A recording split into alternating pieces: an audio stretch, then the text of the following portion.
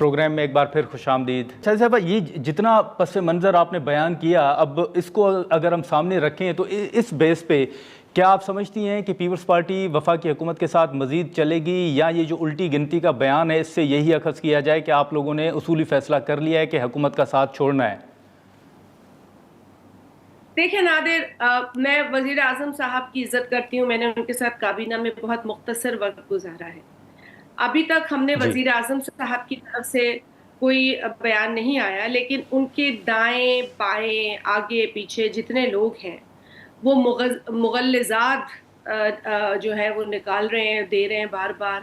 ان کے سٹیٹمنٹس بلو دا بیلٹ ہے، خاص طور پہ جو پنجاب ٹھیک ہے۔ حکومت کے اسپوکس پرسنز ہیں، اکا دکا تو ایسے ہیں کہ جن کو اگر میں اوچھی حرکات پہ اتر آئے یہ کہوں تو غلط نہیں ہوگا۔ وہ جس طرح کی بات کرتے ہیں وہ ہم نے کبھی پولیٹیکل ٹریننگ کا ہماری حصہ نہیں رہی ہے، لیکن شاید اپنے آقاؤں کو خوش کرنے کے لیے، اپنی کرسی بچانے کے لیے، اپنی تنخواہ بچانے کے لیے، اپنی مراد بچانے کے لیے، کیونکہ وہاں پر تو آپ کو پتہ ہے نا کہ اپنی گرومنگ پہ زیادہ پیسہ خرچ ہو رہا ہے، عوام کی گرومنگ یا ریلیف پر کوئی پیسہ ہمیں نہیں نظر آتا۔ آج بھی پنجاب کے اندر سیلاب زدگان کا برا حال ہے، کتنے گھر انہوں نے بنائے، کتنے لوگوں کو سہارا دیا۔ ہاں یہ ضرور کیا کہ انہوں نے سائلنسر لگا دیا ہر خبر کے اوپر، اور وہاں پر کوئی خبر اگر آتی بھی ہے تو وہ دب جاتی ہے، دبا دی جاتی ہے، تو وہاں تو آزادی صحافت بھی فیل ہو چکا ہے۔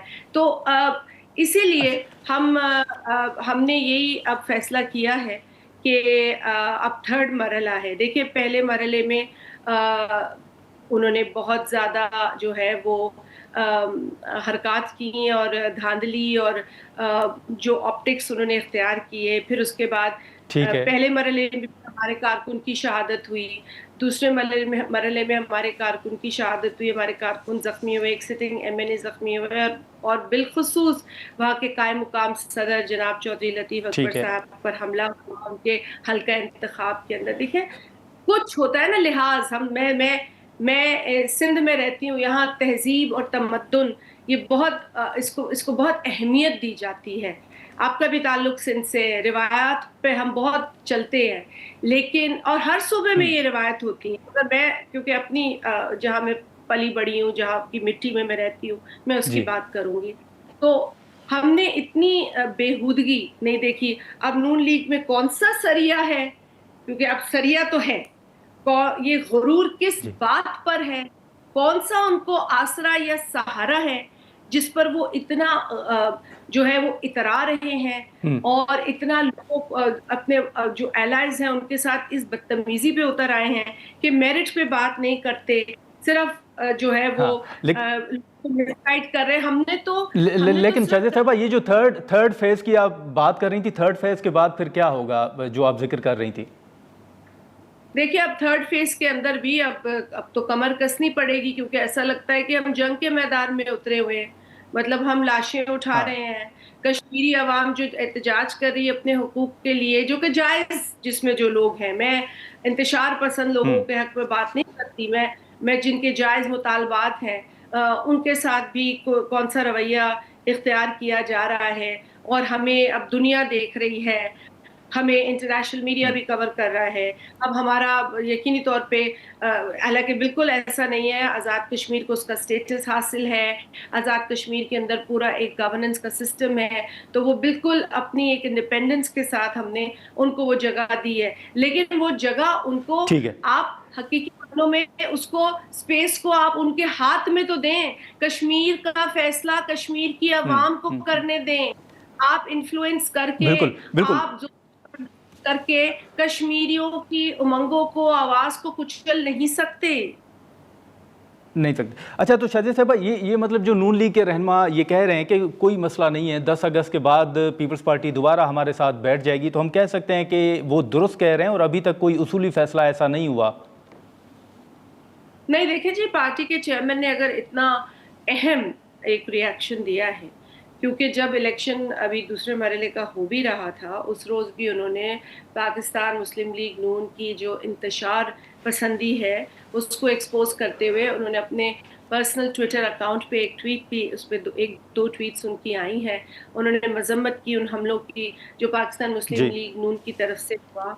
तो ये तो दो टोक बात है। अब भी जो रिकाउंटिंग हो रही है, अभी हमारे इलेक्शन सेल की रिपोर्ट ये है कि वहाँ पर भी जो बैलेट बॉक्सेस हैं वो नून लीग के किसी उनके एफिलिएटेड जो कैंडिडेट से एफिलिएटेड है उसके घर में डब्बे भी पाए गए और पोलिंग स्टाफ भी पाया गया।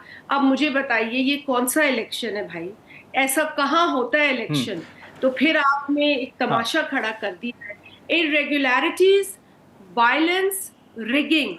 आजाद कश्मीर का इलेक्शन सिर्फ इससे पहचाना जा रहा है आज, और सिर्फ मैं नहीं कह अच्छा रही, शाजिया आप साहिबा, किसी शाजिया साहिबा से भी माजरत पूछिए, माजरत मैं आपकी आपको बात यही काट रहा हूँ, टाइम टाइम जी जी टाइम मुख्तसर होगा। शाजिया साहब अगर आखिरी सवाल मैं आपके सामने रखूं कि ये जैसे प्राइम मिनिस्टर साहब का आपने जिक्र किया, तो इसी तरह जो आपके सियासी मुखालफिन हैं अब तो वो ये भी कह रहे हैं कि खुद पीपल्स पार्टी ने मौजूदा हुकूमत के ऊपर एक बहुत बड़ा सवालिया निशान भी खड़ा कर दिया है कि ये फॉर्म 47 के तहत है।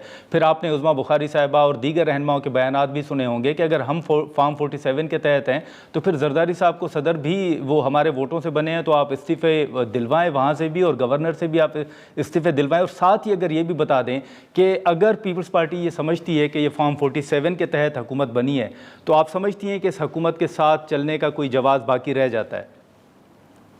देखिए, हमने ये बात पहले नहीं की थी, लेकिन अब जो हमने इलेक्शंस के ठीक है। अंदर देखा, जीबी में हमने देखा और फिर कश्मीर में हमने देखा, हाँ ये बातें पहले हो रही थी। लेकिन जब हमने अपने साथ ये तजुर्बा देखा, वहाँ के जीबी के वोटर्स हों या आपके कश्मीर के वोटर्स हों, दोनों इलेक्शन प्रोसेसेस में जब हुए, और जहाँ तक किसी इस्तीफे की बात है, तो सबसे पहले तो आपकी जो सपोर्ट है जब वो पीछे से निकल जाएगी, तो आप जिस वजारत उज़्मा को अपना हक समझ के बैठे हैं, पहले तो वो खतरे में पड़ेगी।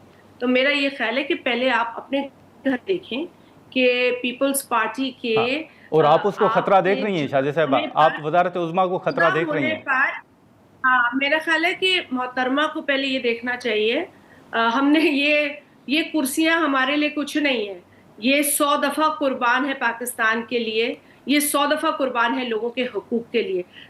इस चीज का हमें आप कहकर भी जो है ना अपना वक्त जाया ना करें। लेकिन हाँ, ये सोचिए कि जो सीटें जीतने के लिए आप इतने बेताब थे कि लोगों की लाशों पर आपने जाके सीटें जीती और आप उसका जश्न अफसोस के साथ मनाते रहे और मना रही हैं, आप ये सोच लें कि फिर जो आपको इतना आराम और इतना आसाइशें और इतना आप इंजॉय कर रहे वफाक में बैठकर, आप उसकी खैर मनाएं। अब इससे ज़्यादा नहीं कहूँगी, क्योंकि वक्त आने पर हमारा लाएअमल हमारी सेंट्रल एग्जीक्यूटिव कमेटी के ज़रिए ही आपके सामने आएगा। चलें चलें, बहुत शुक्रिया शाजिया मरी साहिबा, आपने वक्त निकाला। नाज़रीन, शाजिया मरी साहिबा की गुफ्तगू सुनी जो बिलावल साहब के बयानात थे और उसके बाद जो सूरत हाल है उस हवाले से हमने गुफ्तगू की।